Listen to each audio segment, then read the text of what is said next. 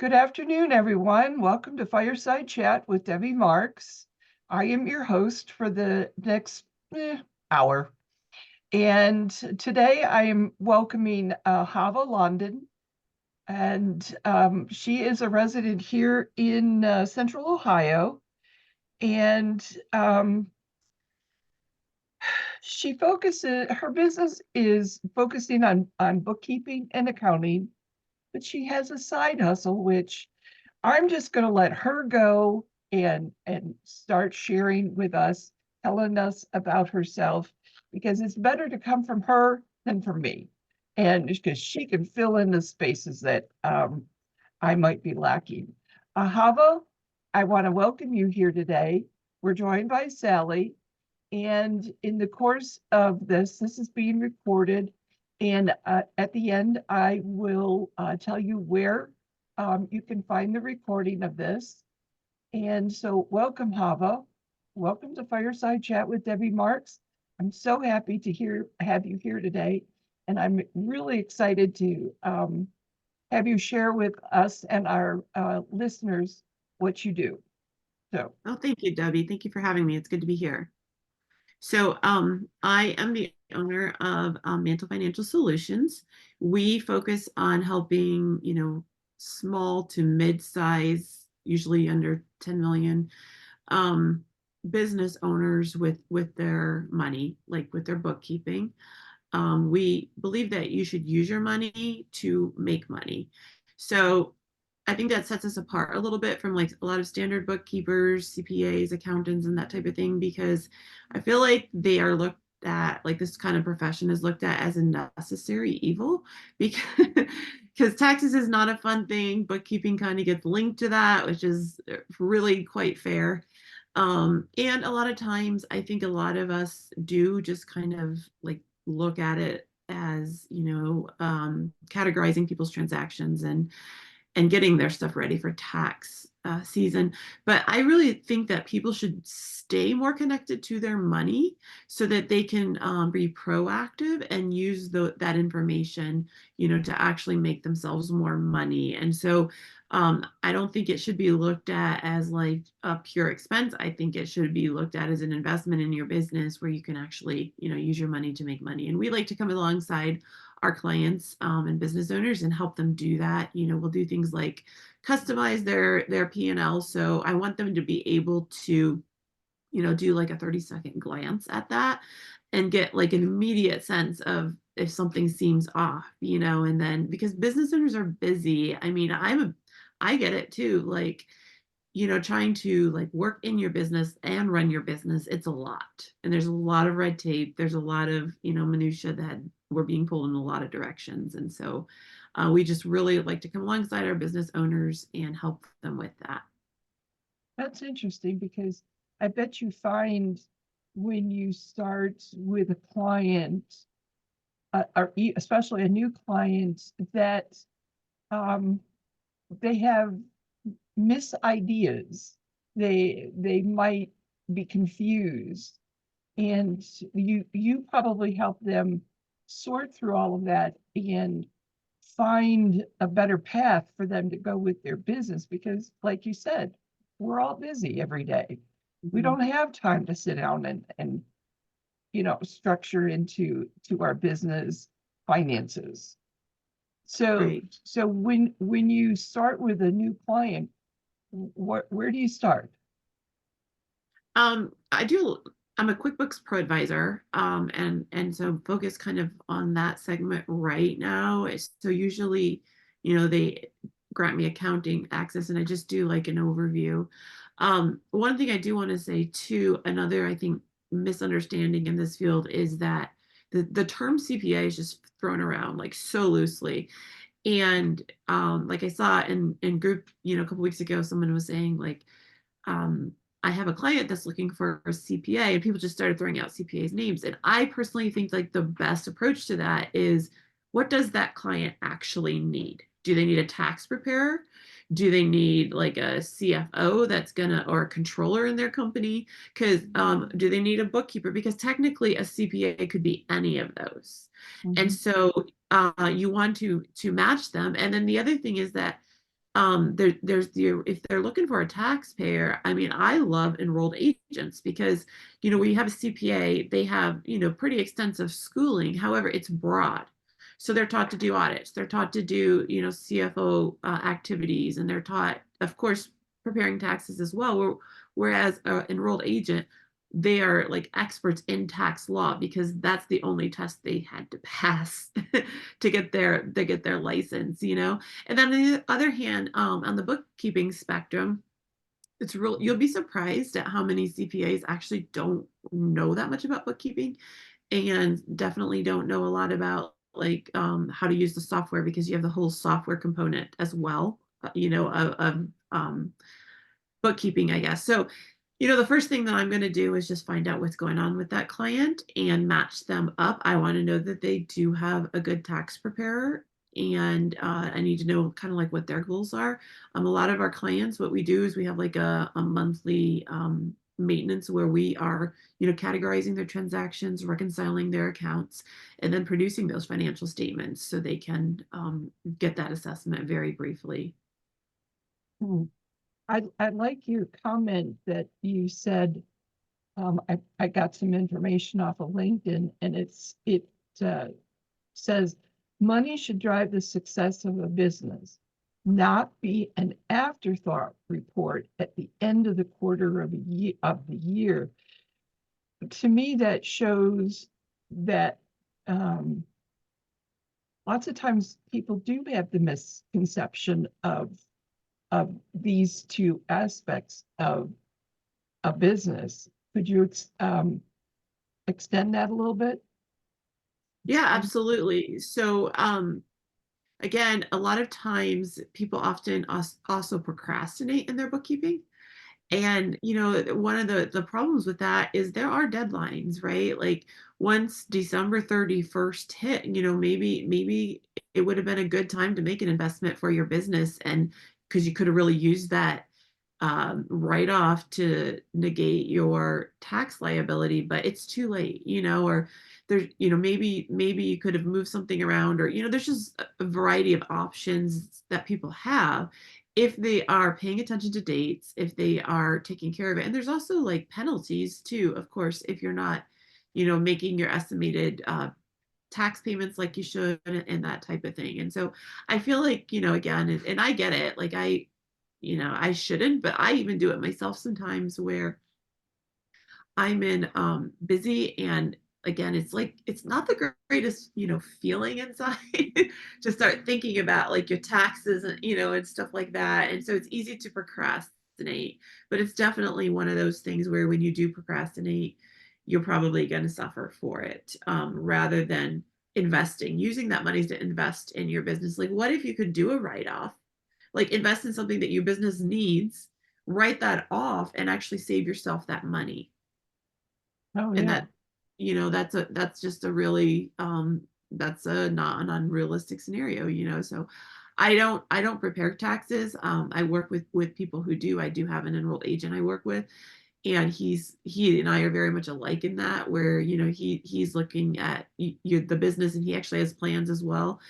So he may say, maybe an S corp entity is a better designation for you, or that type of thing. So there is some stuff that can actually be done, but it comes back to, yes, being proactive, knowing your numbers, and then using them to make informed decisions. Wow. And that's even good advice for the person that doesn't have to do a, well, we all do small businesses in our taxes, so a lot of that information is helpful. Um, so, um, could you go through, you state you have 20 years of experience in bookkeeping. Um, so how did you get started on becoming a bookkeeper, basically? And how Yeah. did you start your business? So when I was 18, my dad handed me a checkbook, and he made like custom vinyl windows, and he handed me a checkbook to do my books. And I guess he did. I don't remember a lot aside from the taking the checkbook. Um, but I also remember he sent me to some QuickBooks training several years later. And so I did that, and so it's kind of been a skill that I've had. I have a fair amount of, just again, small mid-sized business experience in a variety of ways. I've done marketing, I've done writing, I've done website, just a variety of things. But I kind of came back to, bookkeeping, because it's really something that everybody needs, but people don't like to do it because it is actually work. It does, require some skill, and a fair amount of experience. One of the things I'm also dealing with, I'm seeing a lot, is I think QuickBooks can be marketed as oh, if you get QuickBooks, you can handle your own bookkeeping.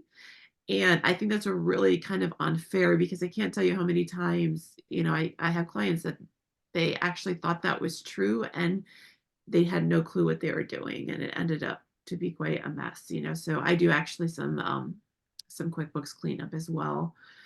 um, so yeah, I've done a variety of different things. As you mentioned, I've been involved in the anti-trafficking scene for well over a decade, and kind of always pulled in that direction. I've worked at a short-term residential like counseling center. I was a director of a nonprofit for a period of time, with anti-trafficking. And I really think the future of for nonprofits is, social enterprises. And I think there's a variety of reasons for that. But um since we're talking money, one of the things is one of the main reasons for a nonprofit is it's the C3 designation, so that people can like deduct that from their taxes.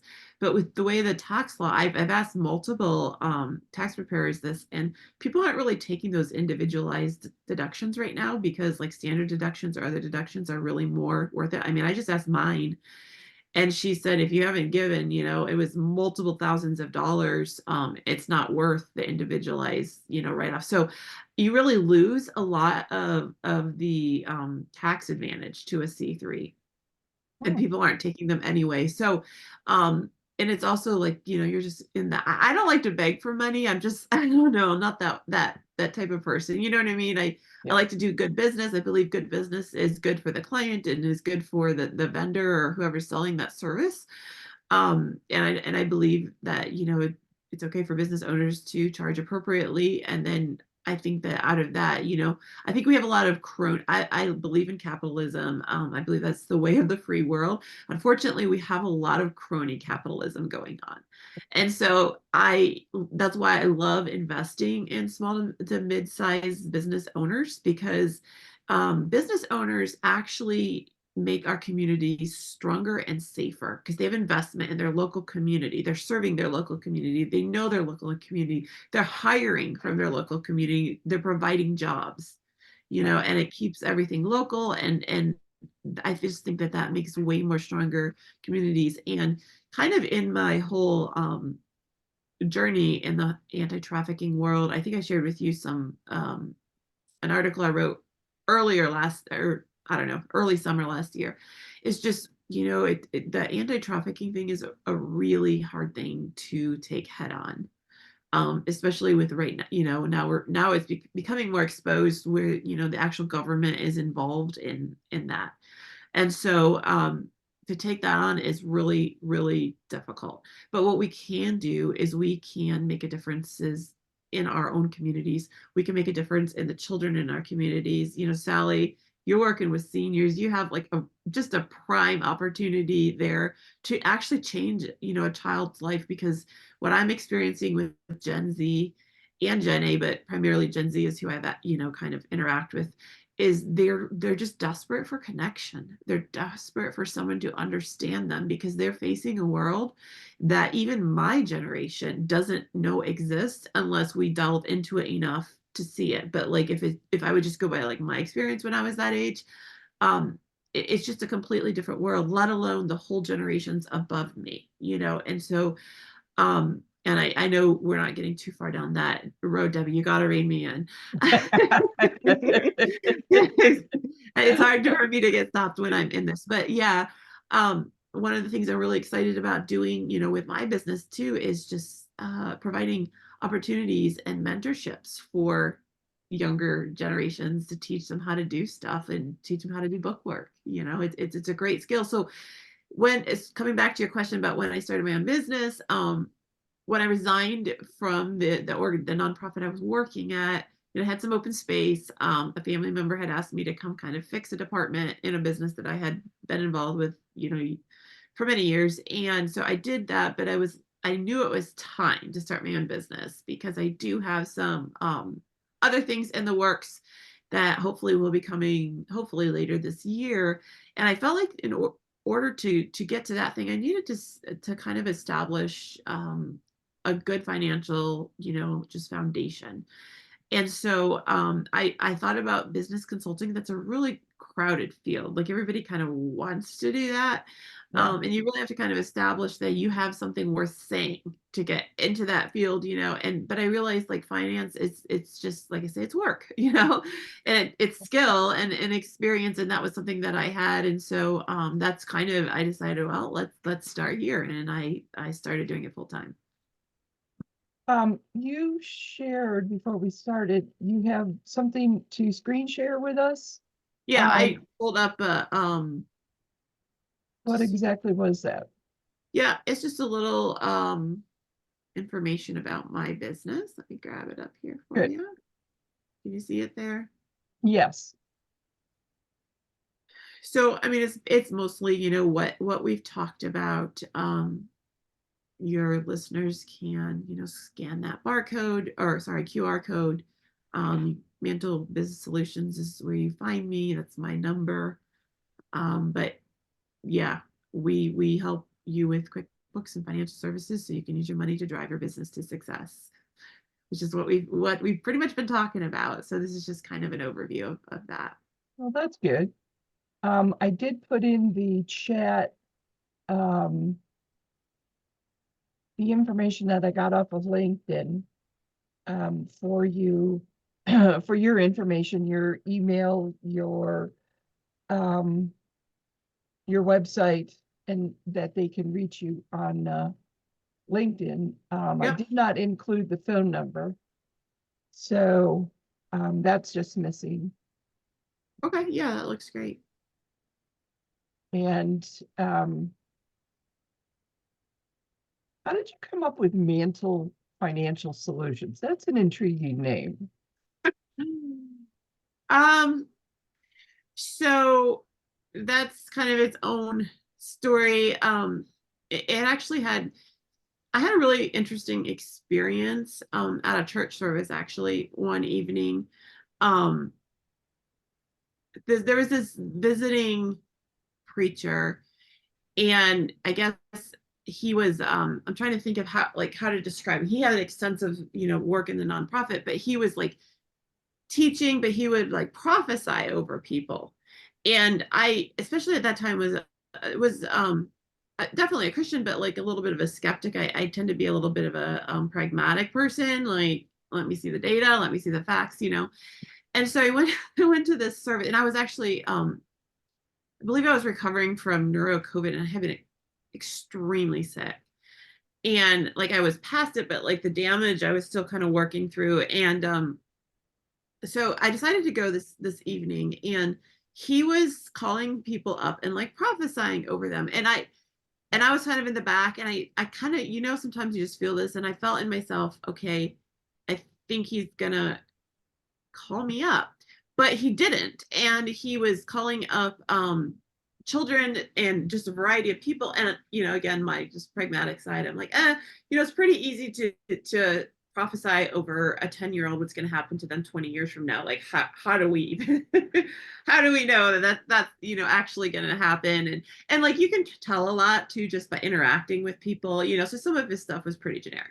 Well, at the end, he said, you know what, I'm going to stay and like I have like a word for everyone that wants to just come up. And I was like, oh, I don't know. I wasn't feeling the best. I'm like, maybe I should go. And I kind of got up, and a friend of mine like stopped me, and he's like, are you leaving? And I was like, well, he's like, you need to be here. And I said, all right, okay.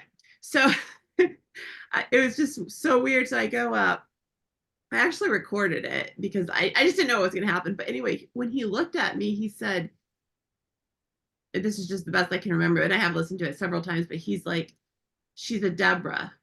Like, she's a warrior. And he's like, if I could pick anyone out of this whole, like, all these people to help us rescue children and fight sex trafficking, it would be you. And he kind of went off, and it was like everybody just sat there like kind of like shocked. And then at the end he's like, by the way, like, what do you do? And I said, well, I'm a director of an anti-trafficking organization. And everybody like just burst out laughing. It was just so funny. But I was curious about the whole Deborah thing because, you know, we kind of come through a season where people are like, oh, she's an Esther for such a time as this, or you know what I mean, like a Sarah. But I'm like, I haven't really heard anybody talking about Deborah.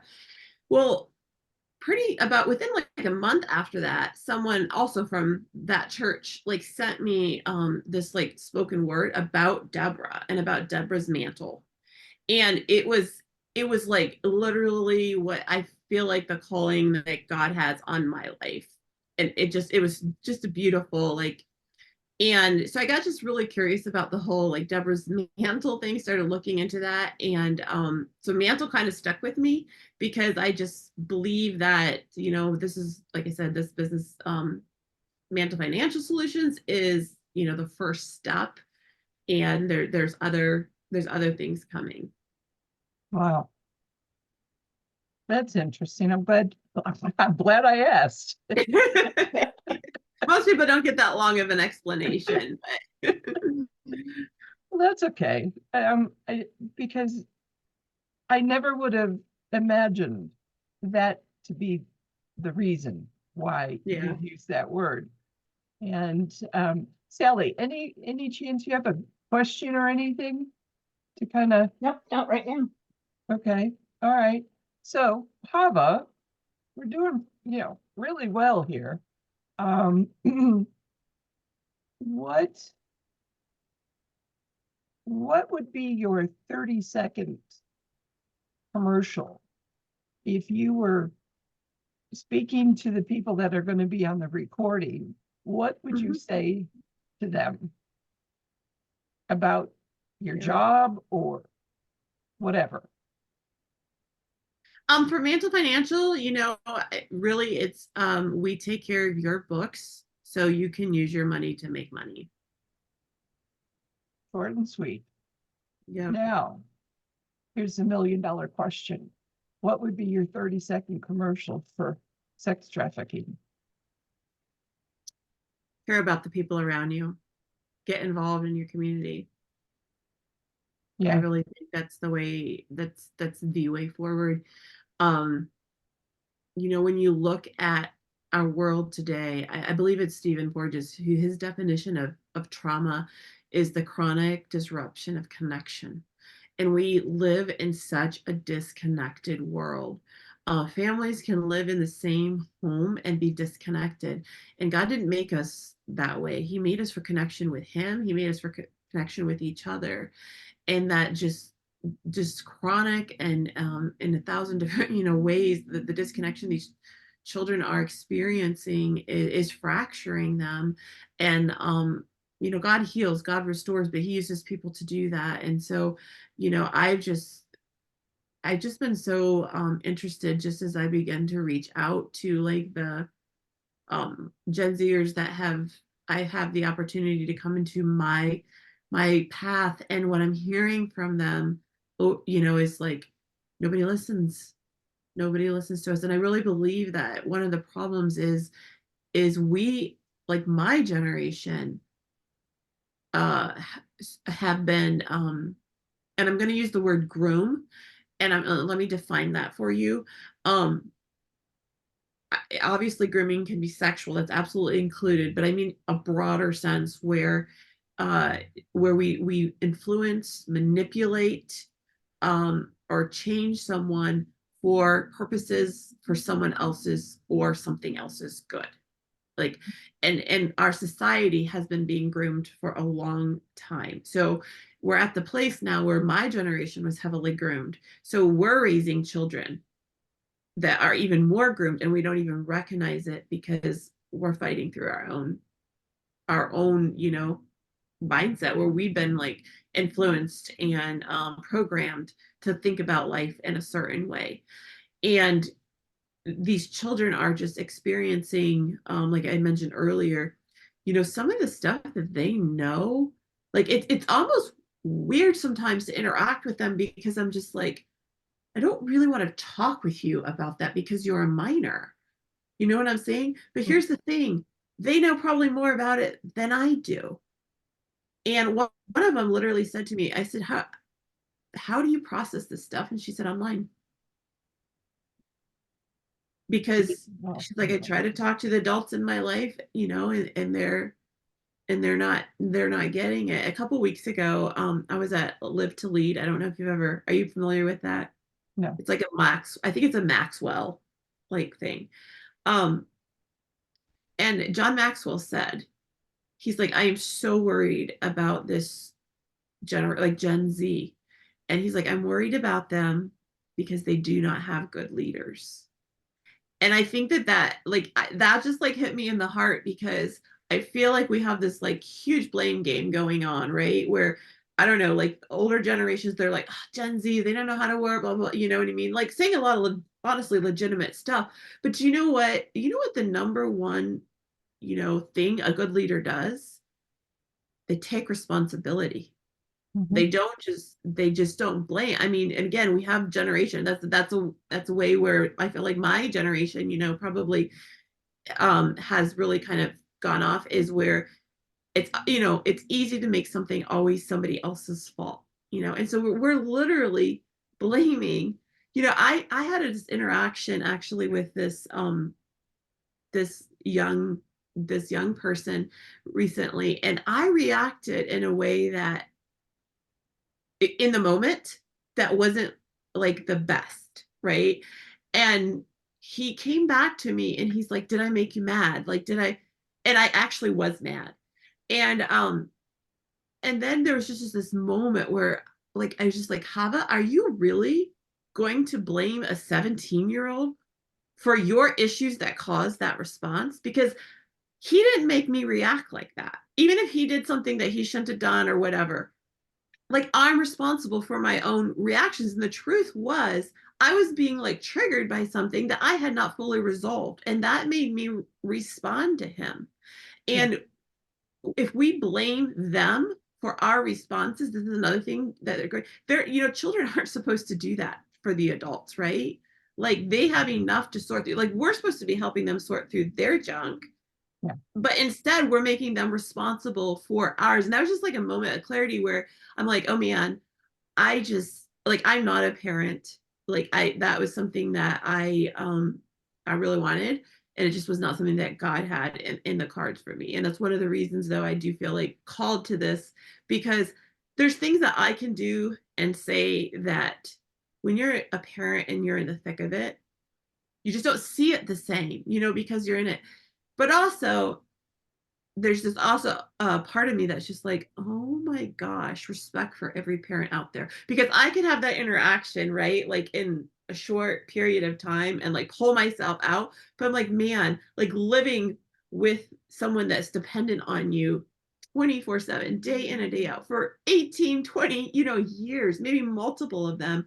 Like, yeah, that is in itself just like a whole thing. So I just want to like shout out to all the parents who are like dealing with their stuff, raising their children, helping their children through that stuff. And I just don't think you have any idea like the impact that you're actually having on your children's life. It will matter. So just as a refresher, just probably for me and anybody else listening to the recording, is what is the age bracket for Gen Z? So you'll kind of get different responses, depending like just like Gen X, Gen Y, it can vary, but we're typically talking about 12 to 25. Wow. So most of them are in high school and college. Yeah. So are they going to start the alphabet over again? now? Yes, Did I Gen hear A. Gen A? Under 12 would be alpha. Really? I haven't heard that one yet. Yeah. Uh, and but I can relate to my own experience, but yet um, being 70, be honest here, No way. um, You look amazing. um, back in our day at Sally also, we didn't talk about that. It was not discussed. It Yeah. was hush hush. So for our generation, it is sometimes very hard to communicate with X, Y, even Z. And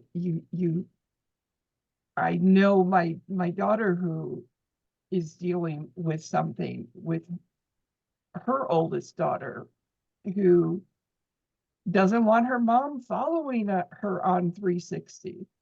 And so she took herself off. Mhm. And when I talked to her, I gently reminded her, I said, knowing at least where you are helps keep us calm, knowing Yeah. you're safe. Because these days, I mean, it can happen anywhere. Mhm. And it can. It doesn't matter, like what just happened. Prime examples. It'll happen in a heartbeat of a second. And I just wanted her to understand that's, you just have to be safe. You have to keep your eyes around yourself, be aware of your surroundings, and that, and they don't understand. A lot of them don't understand. They want their independence. Mhm. They want their independence like, we tried to gain, Yeah. but we didn't gain our independence until we got much older Mhm. and a lot more seasoned. And this is just, if It's we're really not, scary. what? I'm sorry. Scary. It is scary. It Yeah. is very scary. And you we don't know. Mhm.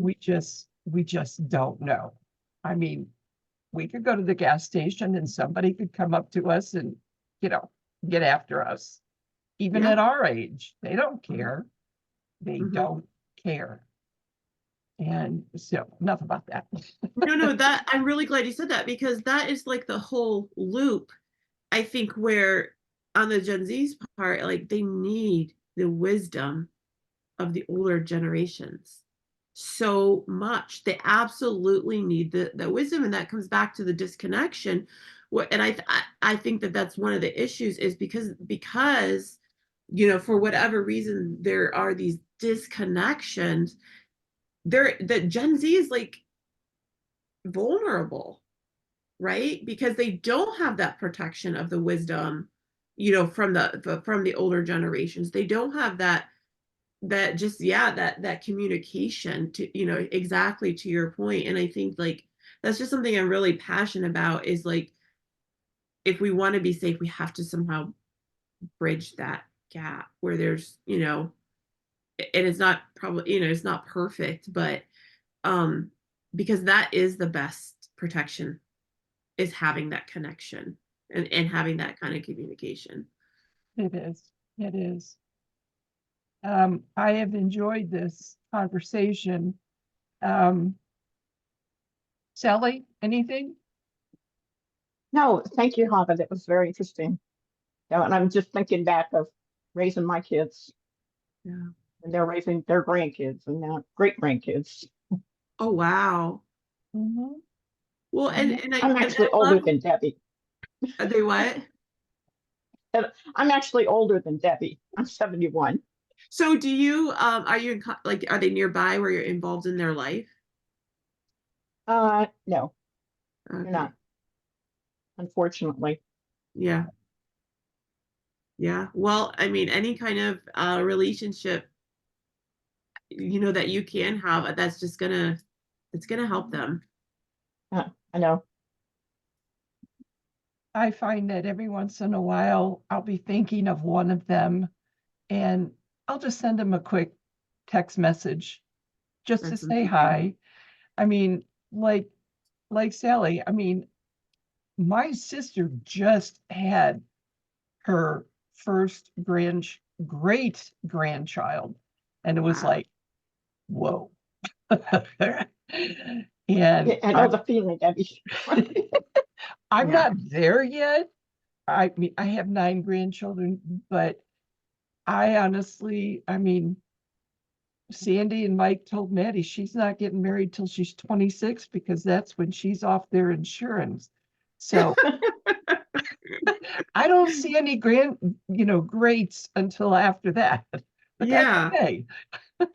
Yeah. And when I think about my youngest granddaughter who's 7, and Hava, you mentioned it, she's 7 years old and she says things that just literally blow my mind.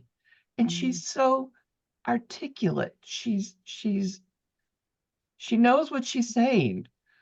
They're And smart. Gen Z and Alpha, they are incredibly intelligent. they are. They so, oh my goodness. Well, I'm would like to have you back so we can Yeah. talk some more about trafficking. Not that it's not a nice subject, but it's one that we have to be aware of. And you can bring updates and things like that. So, Hava, thank you so much for joining me today. Sally, thank you. I love seeing your face. Welcome. It's great to be And here, Debbie. um, so to let everyone know, just go to my YouTube channel, simple Debbie Marks. There you will find the recording for today, my interview with Hava, and all of wow, it's been almost 2 years, Sally, that I've been Yeah. doing this. So all my recordings are there on YouTube. So I will see you all next month. Um, and I look forward to sharing a new guest with everyone. And so thank you very much. And everyone, let's see. Oh, have a great Easter because we'll be on after Easter. And so take care, and I will talk to everyone soon. Bye.